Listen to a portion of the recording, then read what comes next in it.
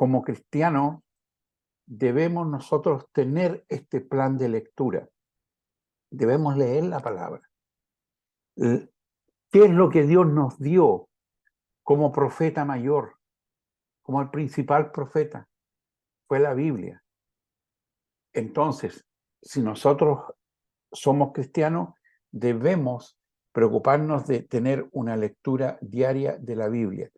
No es importante, amado, leer mucho al principio, sino que, mire, con 5 minutos, pero después de un tiempo, vaya 10 minutos. Si usted comienza con 1 hora de lectura bíblica, después de 4 días lo más probable es que suelte la lectura. No, comience con 5 minutos.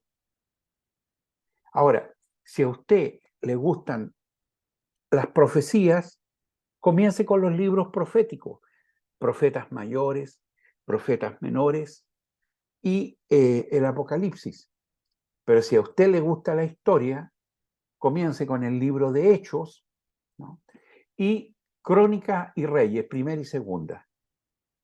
Si a usted le gusta la poesía, comience con los Salmos. Si usted siente en su corazón que Dios lo está llamando al evangelismo, comience con los evangelios. Lo importante, amado, es que le guste lo que está leyendo, que usted se sienta cómodo, porque necesitamos pasar por un periodo de 3 semanas a 4 semanas en las cuales usted tiene que formar un hábito. Un hábito se forma entre 3 a 4 semanas. Y esto debe convertirse en un hábito de la lectura de la Biblia. Lo mismo que estudiar. Si yo no leo la Biblia un día, yo me siento mal. Puedo decir que soy adicto a la palabra. Y pucha, es la única adicción que abrazo con todo mi corazón, con toda mi mente y con toda mi alma. Y a eso es lo que nosotros tenemos que invitarlos a ustedes. Bien. Les cuento que de acuerdo a algunas mediciones que hemos hecho, el 95% de los cristianos no ha leído la Biblia de corrido. Nunca. Entonces, a menudo nosotros hacemos lo que yo les estaba recomendando recién. En un principio, no intente comenzar en Génesis y terminar en Apocalipsis. No lo intente. Haga lo que le estoy diciendo yo. Busque lo que le sea agradable para formar el hábito. Y en la medida que va formando el hábito, usted va formando un plan de lectura. Usted puede consultar con sus maestros, ¿no? La Biblia no está escrita en forma cronológica. Puede consultar la cronología o puede consultar por planes de estudio. O me puede enviar un WhatsApp a mí y yo le puedo enviar un plan de estudio en base a lo que son sus intereses. Porque lo que nosotros queremos es que usted domine y lea la Biblia, sobre todo leer la Biblia. Entonces el 95% de los cristianos nunca ha leído la Biblia de corrido. Sí se lee en forma fragmentaria. Cuando usted ya tenga hábito de estudio y sea de segundo año, ya ahí podemos hacer que usted lea la Biblia al menos una vez de corrido, ¿no? Entonces, ¿qué dice la palabra en Hebreos capítulo 4, versículo 12? Porque la palabra de Dios es viva y eficaz y más cortante que toda espada de 2 filos y penetra hasta partir el alma y el espíritu, las coyunturas y los tuétanos, y discierne los pensamientos y las intenciones del corazón.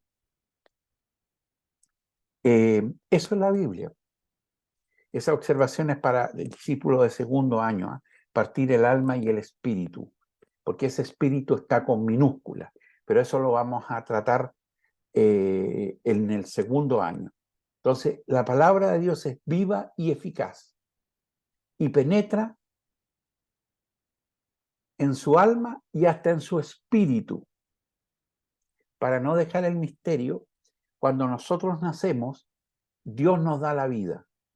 Dios es el único dador de la vida. Dios le da la vida a todo lo viviente en este planeta. No hay otro que no sea Dios, que es el que da la vida. ¿Y cómo da la vida a Él? Él sopla. Me avisan maestros de primero que vieron la diferencia entre espíritu con mayúscula y espíritu con minúscula. Así que estamos bien, puedo continuar. Entonces, Dios da ese aliento de vida, sopla, y en ese soplido se transmite su espíritu, porque Dios es espíritu, y ese se va a transformar en nuestro espíritu personal. En la Biblia se le llama el Ruaj. Entonces, todo ser humano, toda planta tiene vida porque Dios sopla aliento de vida. Muy diferente es recibir al Espíritu Santo. Se recibe al Espíritu Santo cuando usted reconoce a nuestro Señor Cristo Jesús como Señor y Salvador. A partir de ese momento viene a morar en usted el Espíritu Santo. Y este Espíritu Santo le va a dar testimonio a su espíritu de lo bueno y lo malo. Y ese espíritu se va a comunicar con la mente y el corazón, con los pensamientos y las emociones, ¿no? Para mostrarnos el camino. Y ahí debemos ser sensibles a la voz de Dios. Entonces, la palabra de Dios es viva y eficaz. Y justamente por eso nosotros no podemos dejar de leerla. Espada, es gladius, tiene 2 filos. Esta espada fue utilizada hace más de 500 años debido a su eficacia, y el apóstol Pablo la conoce como ejemplo de la palabra de Dios. Es pues entonces la palabra espada una arma ofensiva que se le da al cristiano para enfrentar a sus enemigos, según nuestro apóstol Sergio Enríquez. Dios, mis amados, creó el universo con el propósito de exponer su amor. Y esto lo quiere mostrar de forma tangible. Y por lo mismo nos ha entregado la palabra.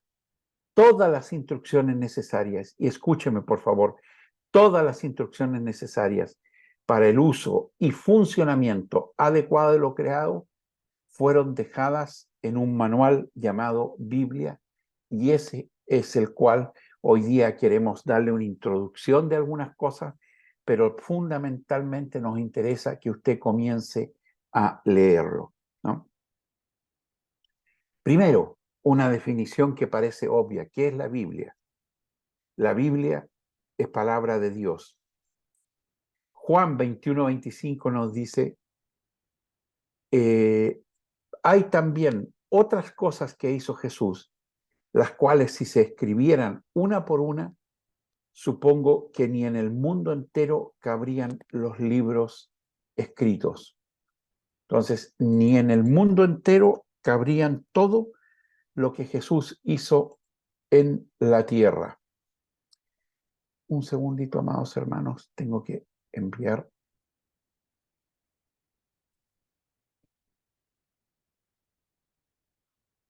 el Airtable. Me están pidiendo el Airtable.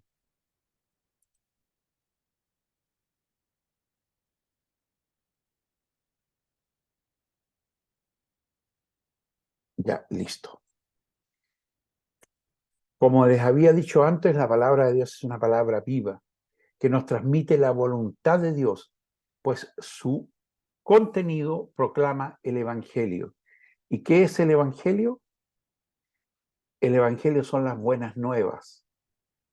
Y las buenas nuevas son que Cristo murió en la cruz para que mis pecados sean eximidos y que Él ya pagó el precio, y que ahora solo tengo que aceptar a Cristo como mi Señor y Salvador. En segundo año vamos a tocar un poco más el tema de metanoia. Segunda de Timoteo, capítulo 3, versículos 16 y 17, nos dice lo siguiente: toda la escritura es inspirada por Dios. Amado, y esto es súper importante, toda la escritura es inspirada por Dios. Toda, sin excepción. Toda la escritura es inspirada por Dios. Me guste a mí el versículo o no me guste. Y es útil para enseñar, para la reprensión, para la instrucción en justicia, a fin de que el hombre de Dios sea perfecto, sea maduro, enteramente capacitado para la buena obra. Hay una pregunta, mi hermana María Luisa. Tiene que activar su micrófono, hermana María Luisa, para poder hacer la pregunta. ¿Aló? Mientras tanto, les aviso que esta semana y la próxima semana los temas los vamos a dar entre 3 maestros para primer año, ¿no? Entonces, puede que no esté su maestro en la clase, por si esa era la pregunta. Hermana María Luisa, ¿lograste activar tu micrófono? Bien, si lo logra activar, me avisan, hermano Benja. La revelación escrita. Los evangélicos creemos que la Biblia contiene el testimonio de Dios y cómo es Él en su relación con el hombre, donde nos da su plan de salvación. ¿Y por qué digo los evangélicos? Los católicos no creen eso. Los católicos creen que ellos le dieron la Biblia al mundo cristiano, cosa que es bastante cuestionable, pero que plantean en forma bien desprolija a menudo. El Antiguo Testamento jamás tuvo alguna influencia en la Iglesia Católica, apostólica romana, ¿no? Sí hubo una influencia de la Iglesia Universal que existió desde que Cristo la fundó y que fue desarrollada por los apóstoles y que mantenemos esta iglesia más o menos hasta el año 380. En ese periodo se hizo la recopilación del Nuevo Testamento, ¿no? Pero la influencia de Roma es posterior al 380 en los textos y eso hay que sacarlo justamente. Entonces, importante, hay un concepto que sale en el versículo, déjeme leerlo primero, Kaijo logos sarps egeneto, ¿no? La escritura como documento de fe y el dogma como regla dan testimonio de Jesucristo, ¿no? Lo que está en griego es y el logos se hizo carne, ¿no? Ambas se aceptan por la autoridad de Cristo y no por la autoridad de la familia, el Estado o la Iglesia. ¿Qué queremos decir por eso? Nadie tiene autoridad sobre la palabra de Dios. Nadie, ninguna institución humana debería tenerla. Y esa es nuestra creencia. Esa es parte de nuestra fe. La Biblia dice que Cristo es el Logos, Cristo es la palabra, ¿no? Y que la palabra da testimonio de Jesucristo y la aceptamos por fe, por la autoridad de Cristo, pero no por la autoridad de una familia, Estado o iglesia. Eso marca la diferencia entre nuestra fe, nuestra creencia y otros.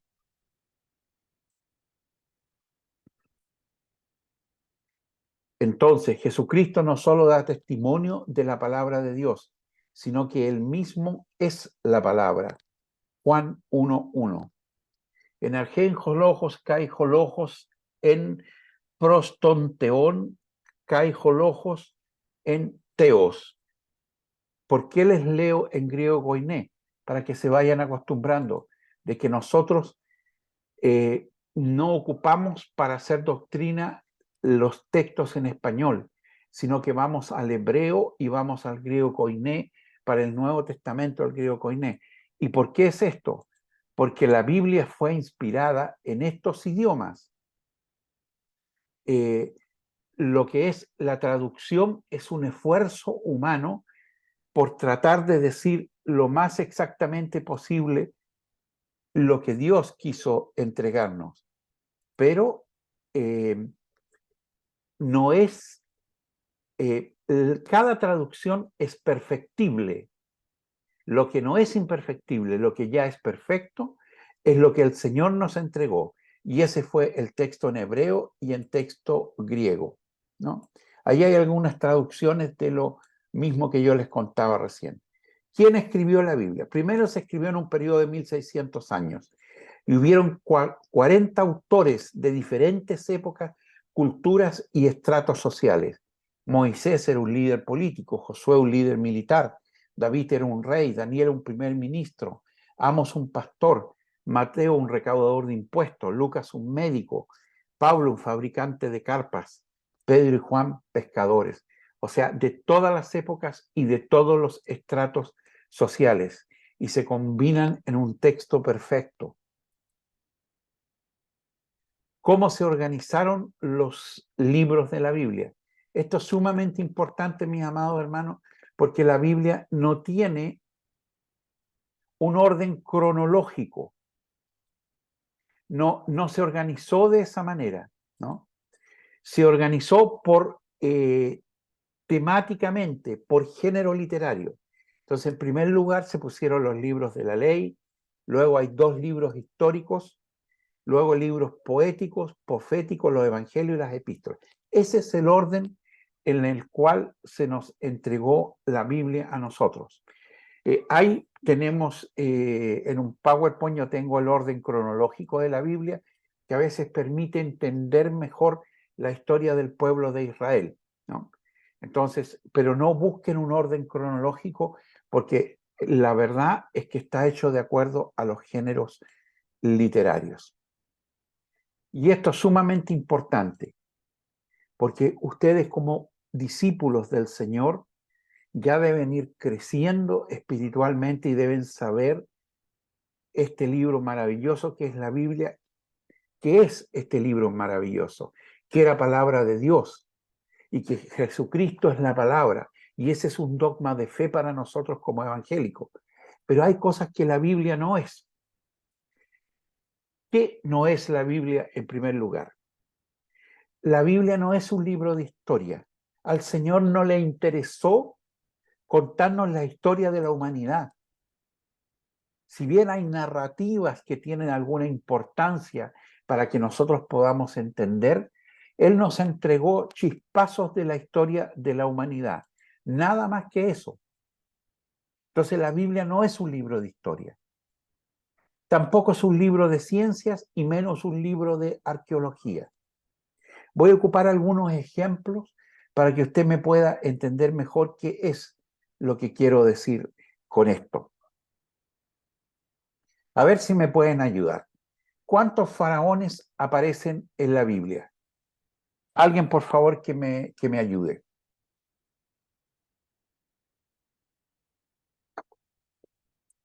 ¿Alguien se atreve a contarme cuántos faraones hay en la Biblia? Alguien que prenda su micrófono. Si se equivoca, no importa. Si, Dos faraones. 2 Ramsés faraones. cuando estaba Moisés en Egipto.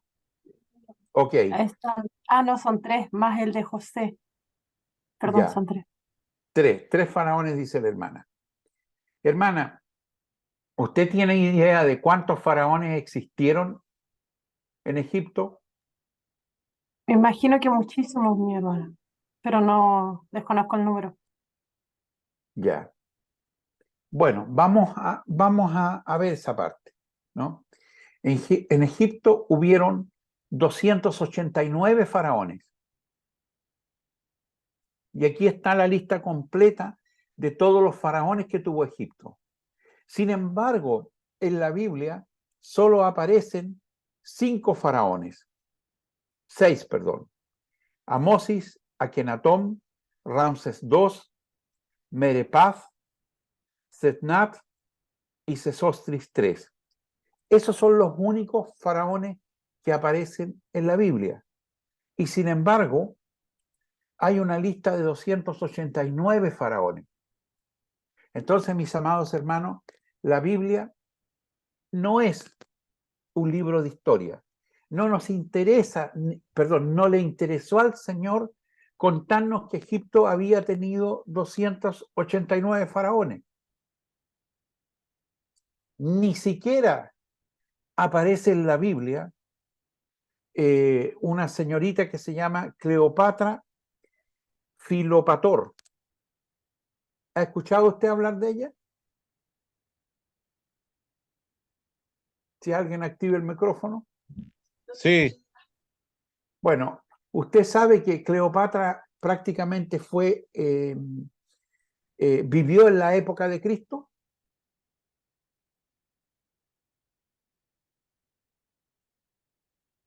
y no, sin hermano, no embargo, sabía. y sin embargo, No, ¿no? pastor.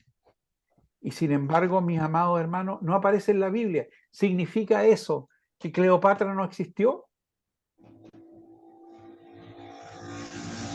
No, No, pues Cleopatra existió, pero es que la Biblia Existió no es un Cleopatra, libro, existió. existió, y la Biblia no es un libro de historia, por lo tanto, no se va a poner a narrar aspectos que a Dios no le interesaron que usted conozca. Entonces, la Biblia, ¿no? No es un libro de historia. Definitivamente no es un libro de historia. Entonces, aquí tenemos a la señora Cleopatra Filopator, ¿no? Su nombre Cleo significa gloria y luego viene Patra, que significa padre, y su nombre Cleopatra significa gloria del Padre, ¿no? No aparece en la Biblia y no tiene por qué aparecer. Ahora, ¿a alguien le interesa saber la relación que hubo entre la señora Cleopatra y la palabra del Señor? Perdón, y la historia de que se iba a desencadenar posteriormente con la venida de nuestro Señor Jesucristo?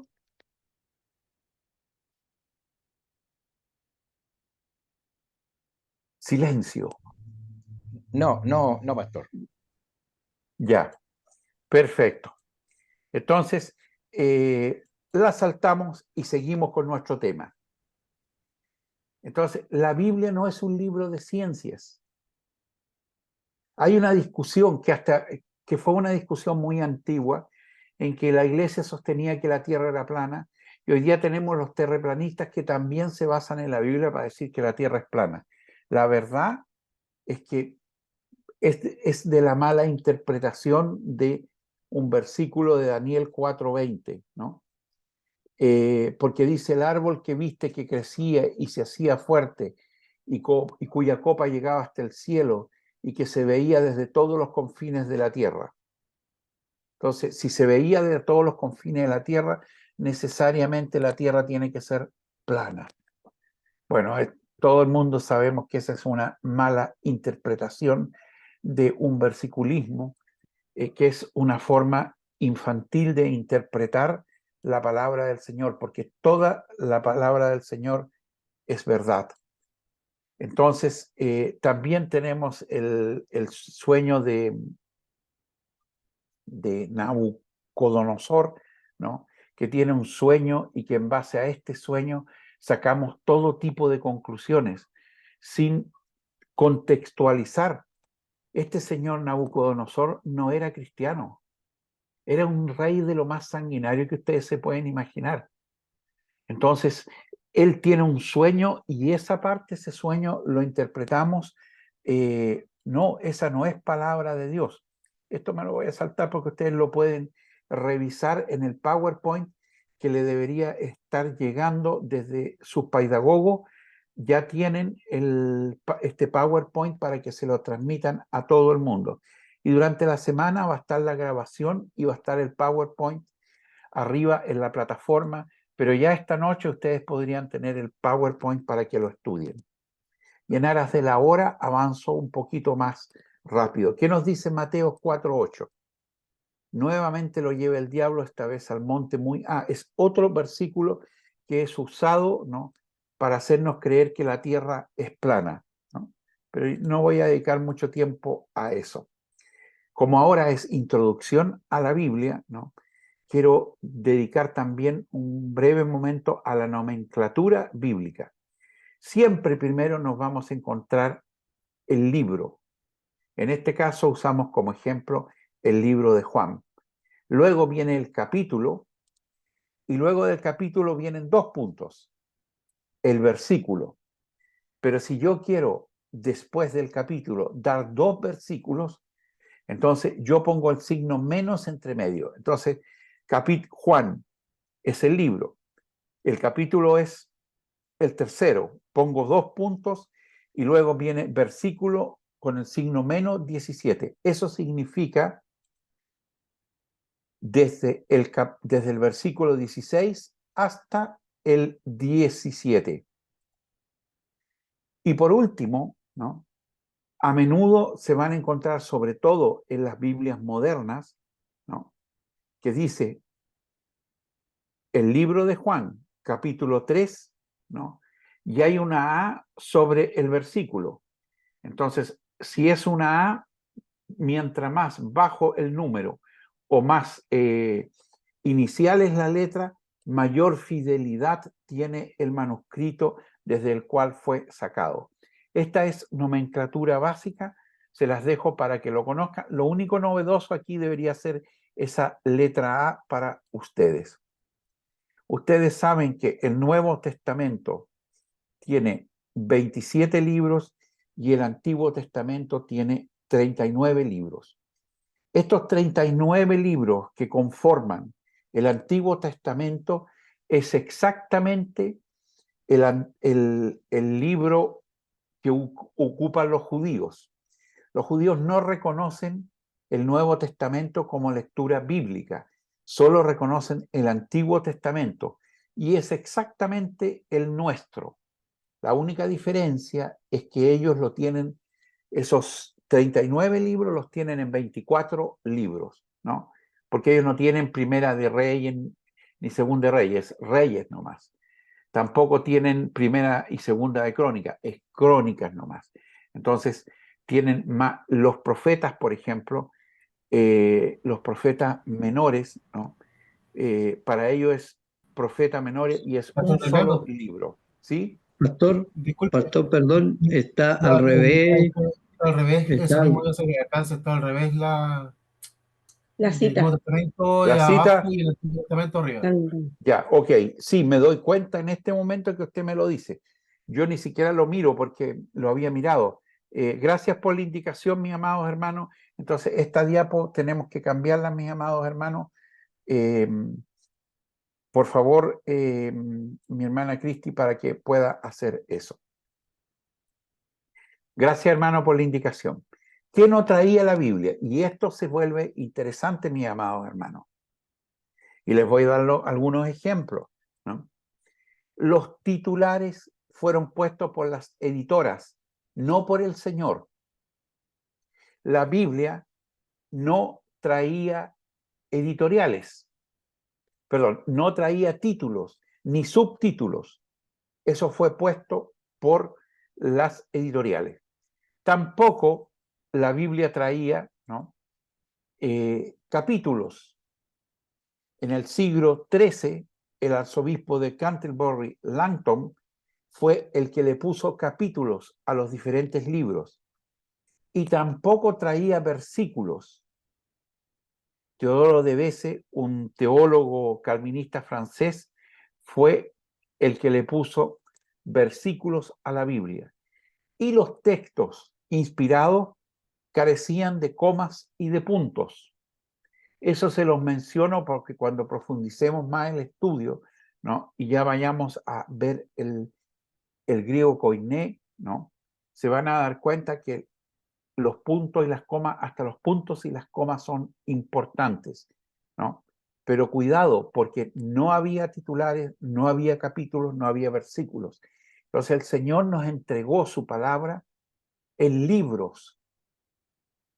Y eso es muy importante. Los versículos son estrictamente referenciales. Uno los puede ocupar referencialmente, pero no puede cercenar la palabra a un solo versículo. Se debe siempre contextualizar. Eso es importante, amados hermanos. Cuando usted tenga alguna duda sobre un versículo, lea lo menos todo el capítulo y lea enteramente, ¿no?, el libro para salir de más dudas.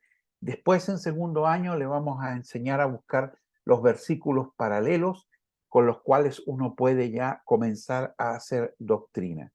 Entonces, quizás es una sorpresa para usted, pero no habían ni titulares, ni capítulos, ni versículos. Y voy a dar algunos ejemplos. parábola del hijo pródigo. Las palabras hijo pródigo no aparecen en ningún manuscrito griego koiné. Y no aparece porque fue un título que fue puesto después.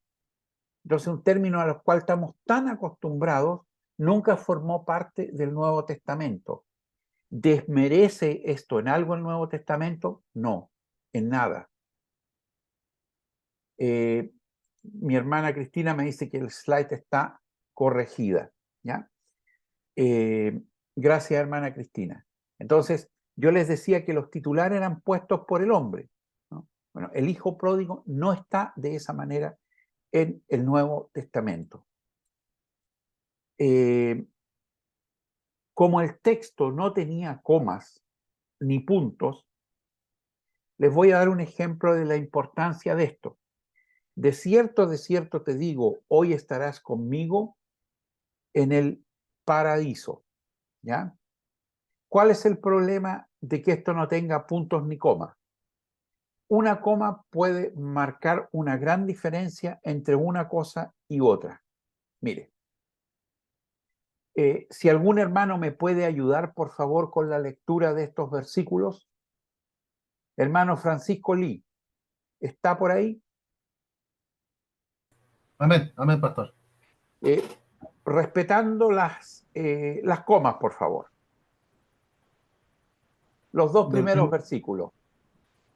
Claro, dice, de cierto te digo, hoy estarás conmigo en el paraíso. Y el otro Segundo dice, texto. de cierto digo hoy, estarás conmigo en el paraíso. ¿Cuál es la diferencia entre un texto y el otro?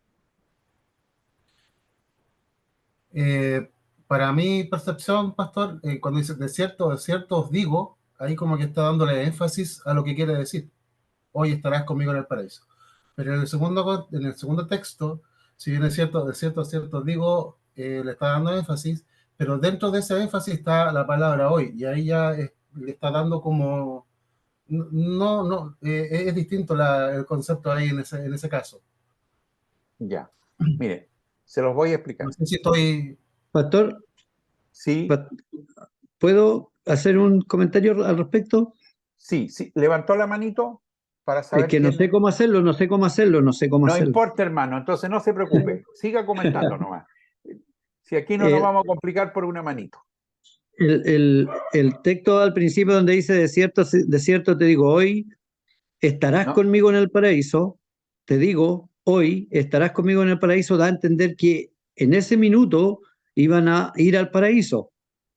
En el segundo texto, de cierto te digo hoy, estarás conmigo en el paraíso, es a futuro.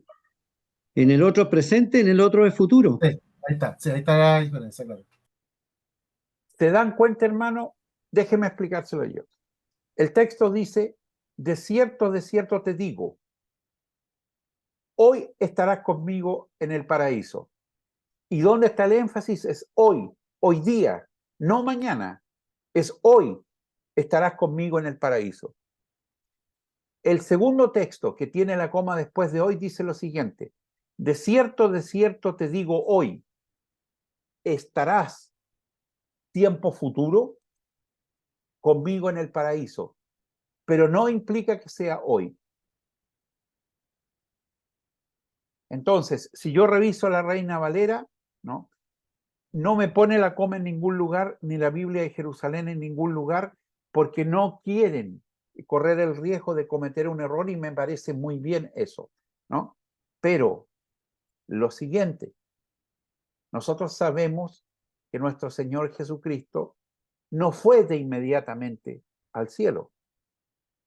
Por lo tanto, sabiendo yo que Él va a ir al Hades, va a derrotar al diablo y le va a quitar las llaves, y luego va a ir al lago de fuego, el infierno, para sufrir el holocausto, yo puedo afirmar, ¿no?, que la segunda traducción es lo correcto.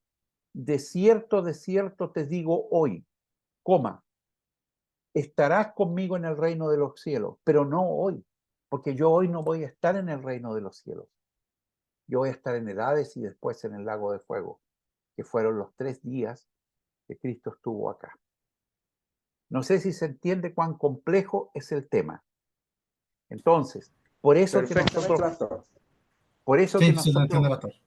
vamos al griego koiné como base, ¿no? Y le estamos enseñando a los hermanos a través de los programas que utilizamos a poder leer en griego koiné y poder leer en hebreo, porque esos idiomas son 100% inspirados y debemos entender que las traducciones, por más esfuerzo que hagamos porque queden bien, son un esfuerzo humano y todo lo humano es perfectible, pero lo de Dios siempre es perfecto. No sé si se entiende eso.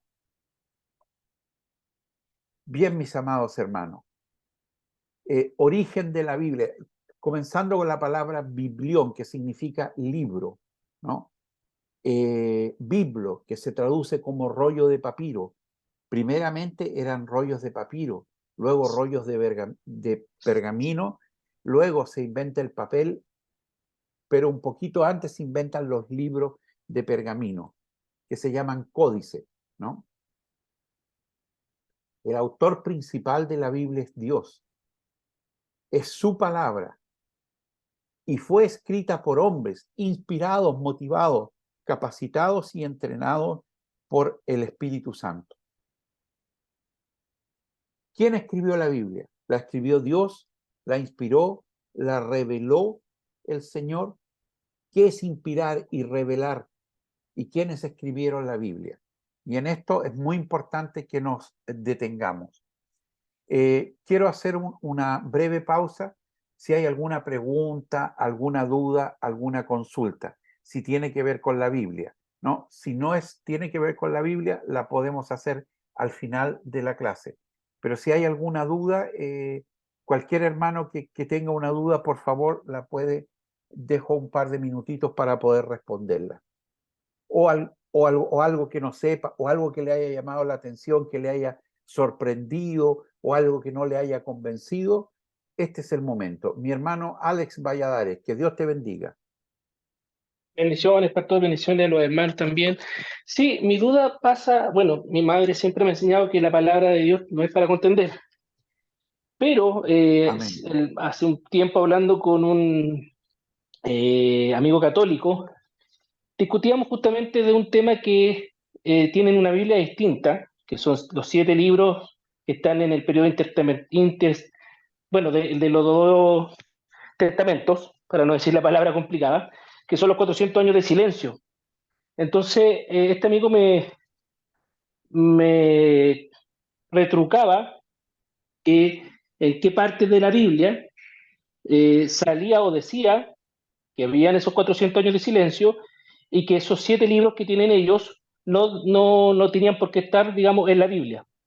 Entonces siempre ahí quedó esa contienda sin respuesta, digamos. O sea, yo lo tengo claro, yo por la fe sé que son los 400 años de silencio, pero igual mi amigo tenía ese punto, o sea, ¿dónde dice, en qué parte los evangélicos se basan para decir que en ese periodo no pasó nada y que los 7 libros que tenemos nosotros no son válidos?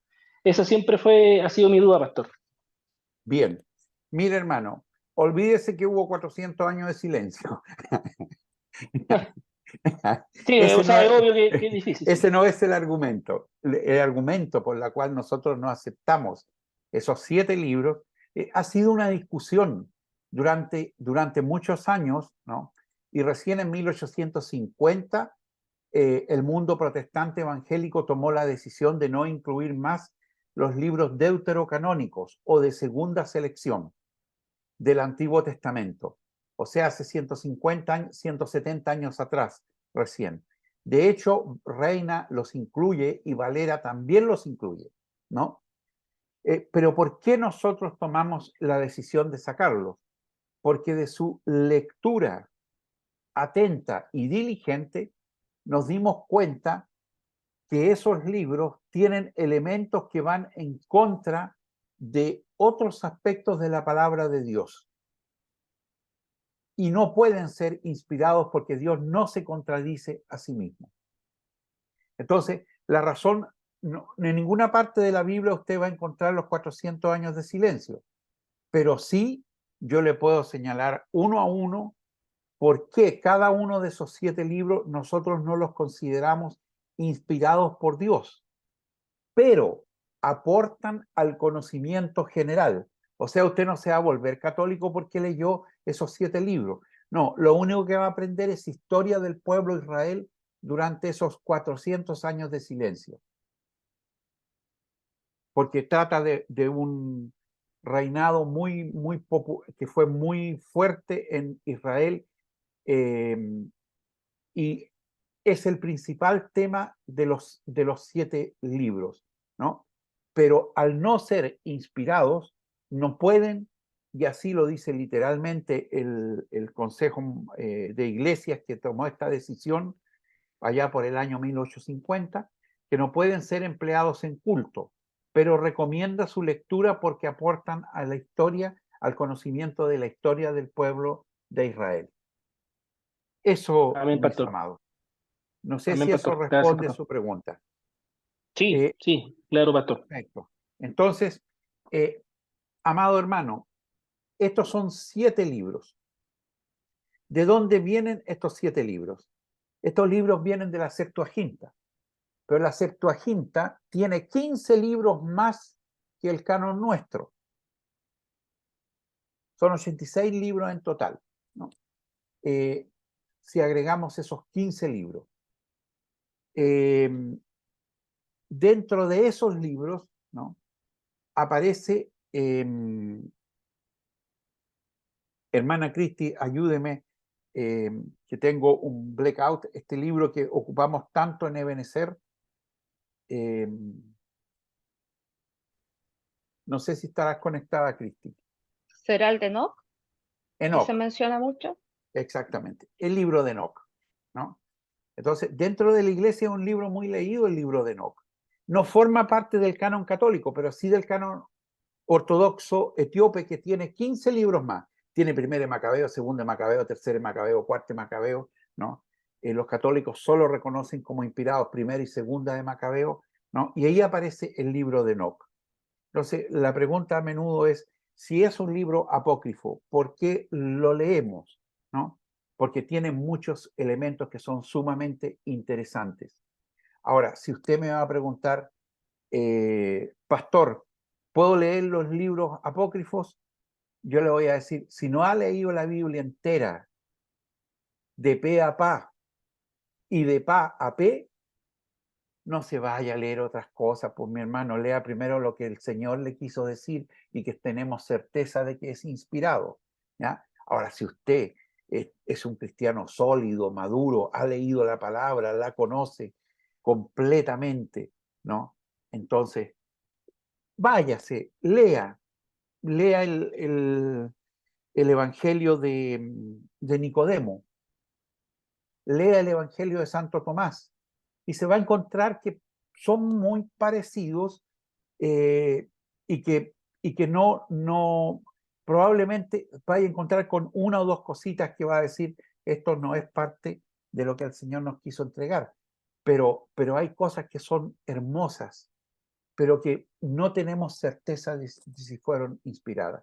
Yo siempre doy un ejemplo que a mí me golpeó fuertemente, y narra la historia de José, el padre adoptivo de Jesús, cuando está él muriendo. En los evangelios no tenemos esta narrativa, y puede que esta no sea una narrativa inspirada, pero en mí provocó algo muy fuerte. Y narra el Evangelio de Nicodemo que Jesús llega a los pies de su padre adoptivo, ¿no?, y comienza a orar, y está esa oración, y él mira hacia los cielos y dice, Padre Celestial, amado Padre Celestial, te pido que envíes ejércitos de ángeles para proteger el camino que va a andar mi padre adoptivo hacia ti. Y me pareció tan hermoso, mis amados hermanos. Me imagino a Jesús ahí, entre su padre adoptivo y su padre celestial, y pidiendo protección para su padre adoptivo. Jamás podría usar yo esto en un culto, porque no tenemos certeza de que este texto sea inspirado, pero sí me emocionó, sí me puse en el lugar de Jesús, y sí cayeron lágrimas, porque así, ese es el Jesús que yo conozco, misericordioso, amable, con amor, amando a su padre adoptivo y amando a su Padre celestial. Bien, última pregunta, mi hermano David. Que Dios te bendiga, hermano David. Pastor, disculpe que le haga esta reflexión. Pero usted ha escuchado durante muchos años de que la mucha letra mata el espíritu, ¿ya? Y para mí el Evangelio siempre ha sido tan simple. El Evangelio siempre ha sido tan simple de que Jesucristo vino a morir por la humanidad para que fuéramos salvos. Y muchas veces todas estas reflexiones que uno empieza a leer la Biblia, lee demasiado, y hay muchas controversias en la Biblia, y yo he conocido hermanos que han sido, en primera instancia, han sido llamados al Evangelio, han sido muy bendecidos, ellos han tenido prédica, han ganado almas, pero después con el tiempo, por leer mucho estas cosas, se apartaron y al final se descarriaron, porque empiezan a leer, por ejemplo, parte de las cosas que dice usted, a lo mejor a usted lo han bendecido, pero por ejemplo, los evangelios, eso de los amorreos, de los espereceos, de todos esos evangelios. Entonces, a lo que yo voy, la pregunta mía es la siguiente: ¿me sirve de verdad el leer esas escrituras? Como dice usted, si yo no he leído toda la Biblia, ¿me sirve de verdad leer esa parte, esas escrituras que no están en la Biblia? Que como dice usted, a lo mejor no fueron ni siquiera inspiradas por Dios. Esa es mi pregunta. Su pregunta tiene dos partes. Una, la lectura de los libros apócrifos, ¿ya? Como yo dije, quien tiene madurez y conoce la Biblia al revés y al derecho, no le va a dañar leer ningún apócrifo, y puede que no le sirva de nada.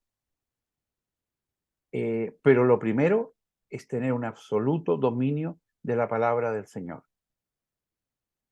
Así que ahí podemos estar de acuerdo fácilmente. Pero si interpretamos ese versículo de la letra mata, ¿no? Ahí hay una interpretación tradicional, ¿no? En la cual leer la palabra del Señor mataría el espíritu. Bueno, esa es una herejía. Esa es una herejía desde todo punto de vista. La palabra del Señor no puede dañar tu espíritu. Todo lo contrario, la palabra la debe fortalecer. Entonces, el estudio de la Biblia te va a fortalecer espiritualmente. Quien diga lo contrario no se ha imaginado, ¿no? O no sé si se entiende lo que está diciendo, ¿no? La letra mata, o sea, si leemos la Biblia, esto te va a matar espiritualmente. No, es todo lo contrario. Y eso es lo que debemos entender. Mientras más leas la Biblia y más hagas un hábito de leer la Biblia, más fortalecido vas a estar espiritualmente, mentalmente y emocionalmente. Esa es mi respuesta, mi hermano David. Espero Amén, pastor, amén. Muy que se haya entendido, ¿no? Sí, me gustó mucho. En la primera Gracias, parte pastor. estamos enteramente de acuerdo, en la segunda te tenía que responder eso porque es uno de los primeros fenómenos que yo vi en las iglesias del sur. Y la realidad es que la fortaleza espiritual allá no era de las mejores. Y nosotros buscamos crecer en el Señor. el próximo año te vas a dar cuenta de lo que te estoy planteando este año. La última pregunta y después continúo con la clase. Mi hermana Daniela Domínguez. Que Dios te bendiga, hermana Daniela. Hola, pastor, ¿cómo está? Mire, más Yo que muy todo, bien. qué bueno. Yo quería contar una vivencia que yo tuve con una persona que me dijo eso, que el estudiar mucho la palabra podía matar el espíritu. Y en su momento yo lo creí, pero después entendí que la persona que me lo estaba diciendo era una persona que lo único que quería era alejarme de Dios. Entonces yo comencé a leer la Biblia y fue ahí la misma Biblia la que me fue revelando como el sentir de esta otra persona que me decía que no lo hiciera porque si no iba como a matar mi espíritu. Ujú. Entonces esa es la experiencia que yo tengo al respecto. Como te digo, debería ser todo lo contrario.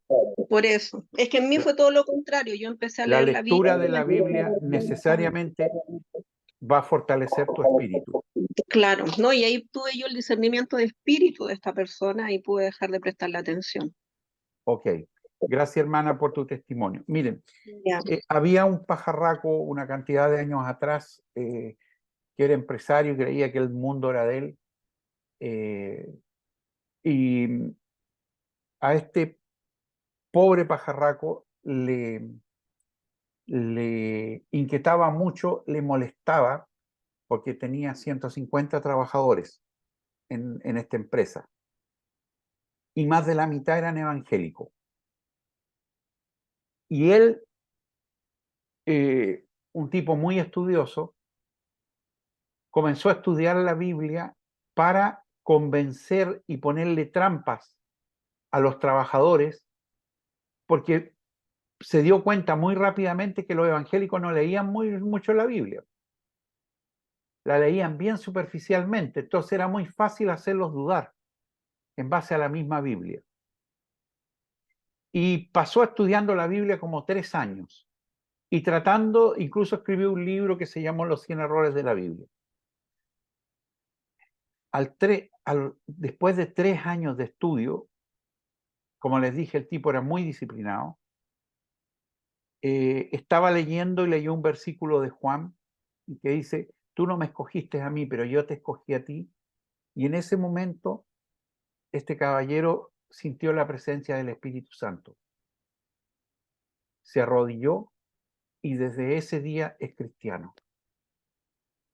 Después fue pastor y hoy día les hablo a ustedes acerca de la palabra del Señor. 3 años leyendo la Biblia.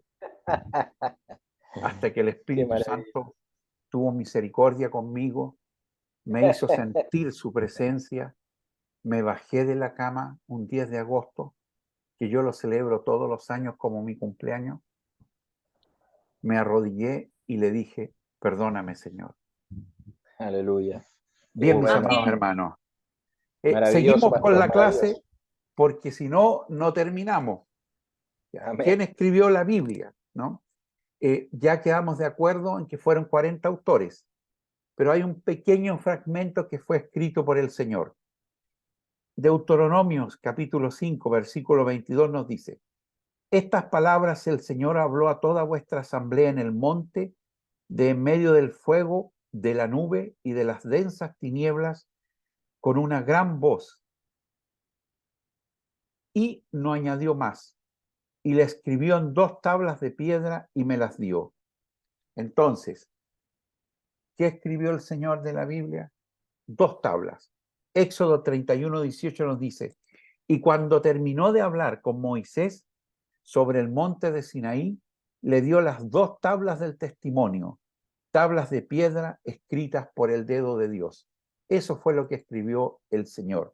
Nada más. El resto fue inspirado. Dios no escribió la Biblia.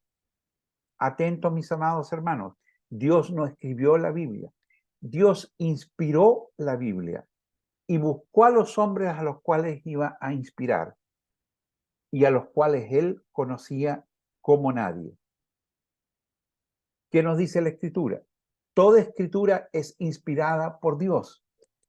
Toda Escritura es inspirada por Dios.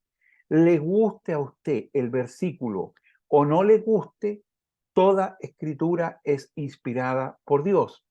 Hay hermanos en las iglesias que predican acerca de Santiago y hay otros hermanos que predican acerca de Pablo.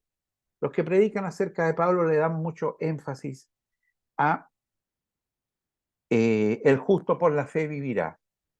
Y los que predican acerca de Santiago le dan mucho énfasis en que la fe sin obra es obra muerta. Y se forma una especie de lucha intelectual sobre ideas prefijas que tenemos de antemano. Hermano, les tengo una noticia. Tanto Pablo como Santiago tienen razón. No son excluyentes.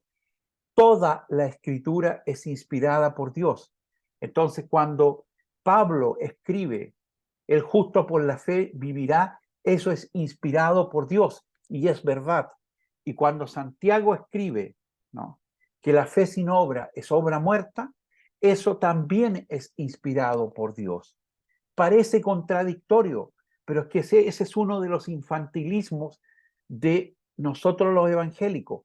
Tomamos un versículo y lo aislamos, no lo contextualizamos y debemos contextualizarlo. Esto les vamos a enseñar en segundo año cómo se hace.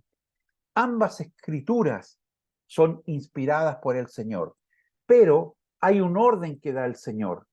Lo primero es la gracia que Dios pone en usted. Es un don, es un regalo de Dios. Lo segundo es que usted active su fe.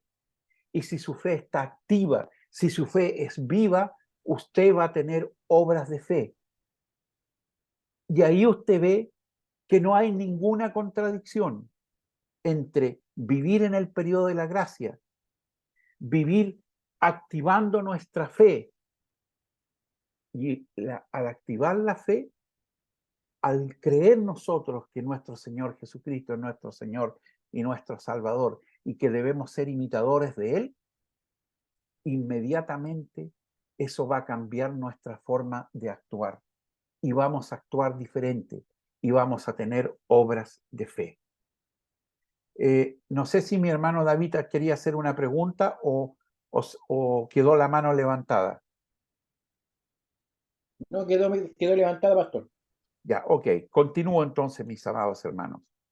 Escritores de la Biblia, ya se los narré, ¿no? Moisés, Josué, David, entre otros, ¿no? Hay algunas discusiones que tenemos en el Evangelio que son bastante inútiles, pero cuando yo dije que el libro de Hebreos no formaba parte de las cartas paulinas, casi me echaron de una iglesia, ¿no? Pero es inspirada, está en la Biblia. Da lo mismo si la escribió Pablo o no la escribió Pablo. No la escribió Pablo, ¿no? Y no la escribió Pablo porque en segunda Tesalonicenses 3:17 dice: el saludo o la salutación es de mi propia mano, de Pablo, que él es el signo en toda carta mía. Así escribo. Bueno, Hebreos no tiene ese saludo de Pablo, por lo tanto no es de Pablo, y lo dice Pablo en la misma Biblia y yo le creo a la Biblia. La inspiración de las Escrituras. Entonces quedamos, mis amados hermanos, en que Dios inspiró a los escritores de la Biblia de dos maneras. Él las inspiró. Esto puede ocurrir de dos maneras diferentes. Tenemos una inspiración verbal y tenemos una inspiración plenaria, ¿no? Plenaria es una palabra difícil de comprender, es una inspiración un poco figurativa, ¿no? Ejemplo de una, ¿no? De la inspiración verbal es aquella inspiración en la cual el Espíritu Santo inspiraba las palabras que debían desarrollarse y escribirse. O sea, textualmente. Por ejemplo, en la Biblia cuando dice, así dice el Señor, lo que sigue después es textualmente lo que dijo el Señor. Esa es una forma de inspiración verbal, ¿no? Luego tenemos inspiración plenaria, ¿no? esta inspiración plenaria, el Señor inspira, en este caso uso como ejemplo a Lucas, ¿no? Pero también deja que Lucas tenga una propia impronta, una impronta personal, ¿no? Pero Dios ya estaba al tanto de esto. Y a pesar de eso, Él elige, en su sabiduría perfecta, elige a Lucas para escribir algunos textos. Entonces, la inspiración verbal es así dijo el Señor, y lo que viene después es porque fue literalmente dicho por el Señor. Pero si ustedes me acompañan en este texto de Lucas, se van a dar cuenta que tiene una impronta de Lucas, pero inspirada por el Señor. Y estas son las dos formas de inspiración. Una, la verbal, y la otra, la plenaria, donde también el autor, con el permiso de Dios, ¿no?, cuenta con una propia impronta. ¿Algún hermano, por favor, le puede dar lectura a Lucas, capítulo 1, del versículo 1 al 4?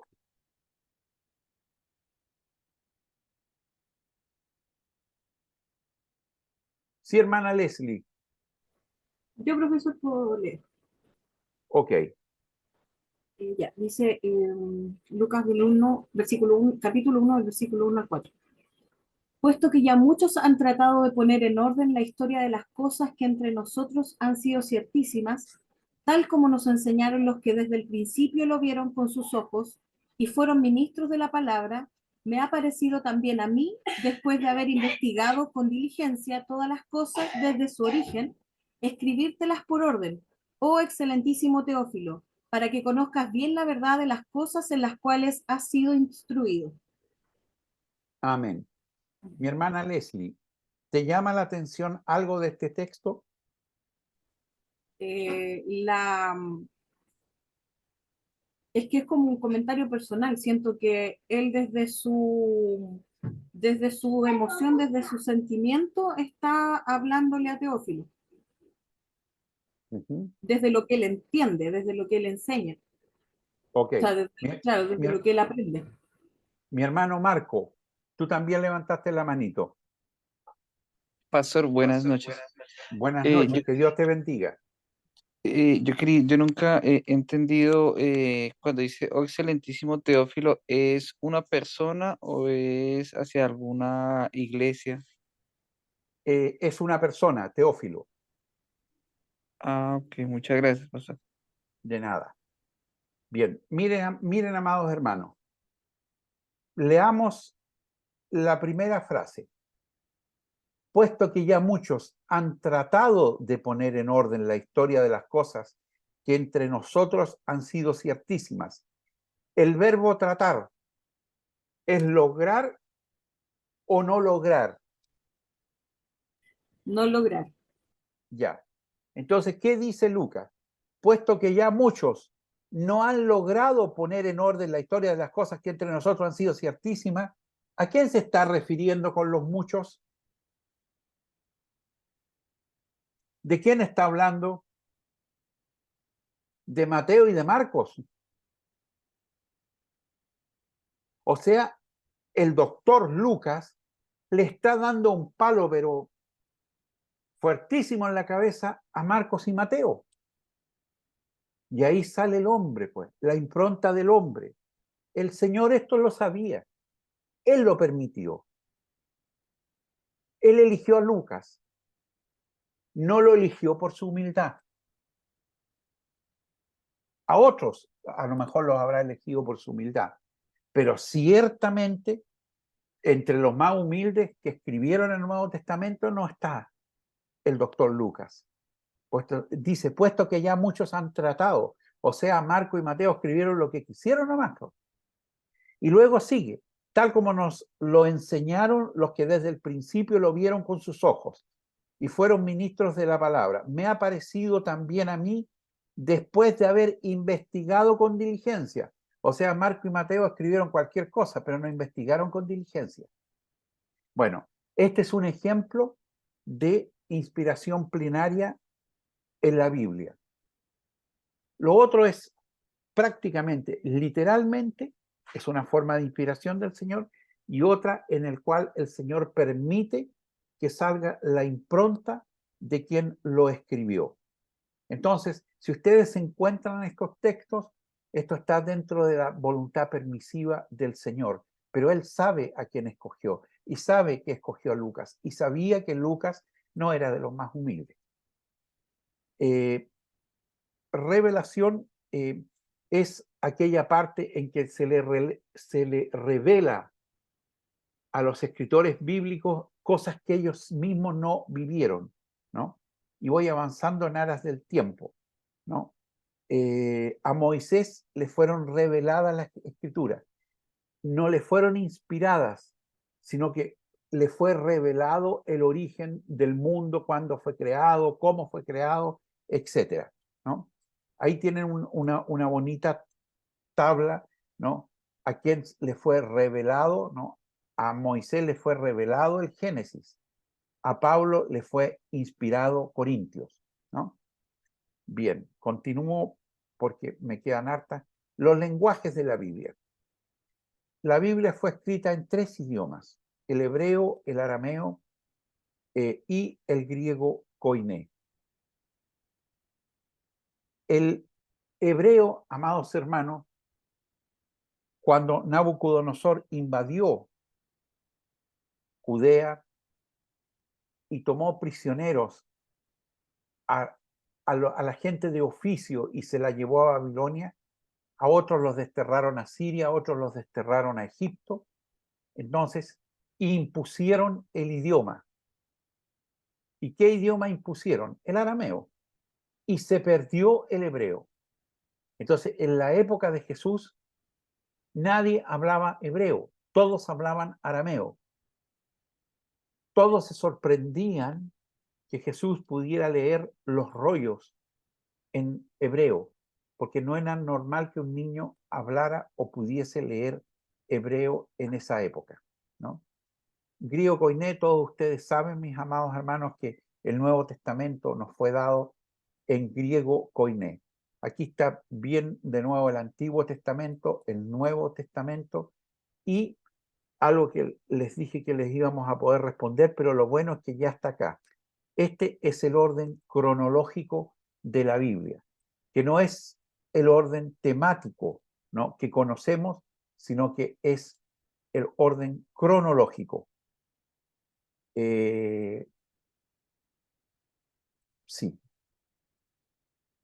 Entonces, segunda de Pedro, capítulo 1, versículos 20 y 21, nos dice: pero ante todo sabed esto, que ninguna profecía de las Escrituras es asunto de interpretación personal, pues ninguna profecía fue dado jamás por un acto de voluntad humana, sino que hombres inspirados por el Espíritu Santo hablaron de parte de Dios.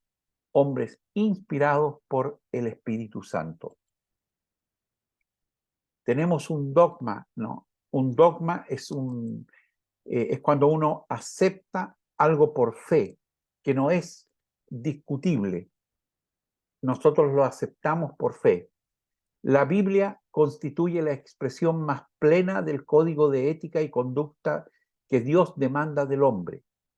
Es ella la que alumbra nuestra vida por caminos de realización espiritual, personal, de éxito y bienestar. Las Escrituras son la única vía que puede llevar a nuestra vida a la voluntad y propósito del Padre. La palabra de Dios no tiene sustitutos. Y esto lo aceptamos por fe. Esto no está bajo discusión. Si usted es evangélico, usted cree que la Biblia constituye la expresión más grande y plena de la palabra de Dios. Si no cree eso, no es evangélico. Así de simple. Entonces, Jesucristo, el que da a conocer a Dios, ¿no? Pero tengamos cuidado porque toda la Biblia testifica acerca de Jesucristo. Dice en el principio era el verbo y el verbo era con Dios y el verbo era Dios, ¿no? Verbo es una traducción de las cuales yo prefiero no hacer la traducción a verbo, ¿no? Prefiero mantener la palabra del griego koiné. En el principio era el logos, y el logos era con Dios, y el logo era Dios, y logo también se puede traducir como palabra. En este caso, palabra de Dios, que es una con nuestro Señor Jesucristo. La palabra de Dios fue inspirada por Él y revelada a sus siervos. Ella no solo es quien nos guía a una vida plena, en ella encontramos la salvación por medio de Jesucristo, revelado en cada libro. Nuestra mayor meta es llegar a ser como Él y volver al plan original del Padre. Efesios nos dice, hasta que todos lleguemos a la unidad de la fe y del conocimiento pleno del Hijo de Dios, a la condición de un hombre maduro, a la medida de la estatura de la plenitud de Jesús. Bien, mis amados hermanos, entonces este era hoy día el tema, que era introducción a las Escrituras, introducción a la Biblia, introducción a la palabra de Dios. Bien, ahora podemos dedicar algunos minutos a preguntas. Si usted quiere puede hacer comentarios. Si quedó con alguna duda, hermano, por favor, hermana, no hay ninguna pregunta. A veces tenemos miedo de preguntar. Nadie nace sabiendo. Todos tenemos derecho, mis amados hermanos, a tener alguna duda. Y lo que yo quiero es que usted se vaya a casa sin esas dudas. Así que, por favor, a mí lo único que me entristece es que no haya preguntas. Así que tenemos un tiempo para preguntas. Comenzamos con nuestro hermano David. No, está todo tan maravilloso. Lo único que le iba a decir, pastor, que es muy rápido. Yo estoy escribiendo algunas cosas y no alcanzo a escribir todo. Ya. Entonces, ese es el único problema que tengo con el discipulado, porque escribo y no alcanzo a escribir todo, como van pasando lógicamente por la obra que se va como avión, pero es lo único que yo podría tener algo, o sea, decir algo, pero maravilloso el estudio, me encantó. Gracias, hermano. Mire, en la plataforma va a poder encontrar el video, porque esta clase es grabada. Esta noche usted debería recibir el Power y el video lo puede encontrar pasado mañana en la plataforma.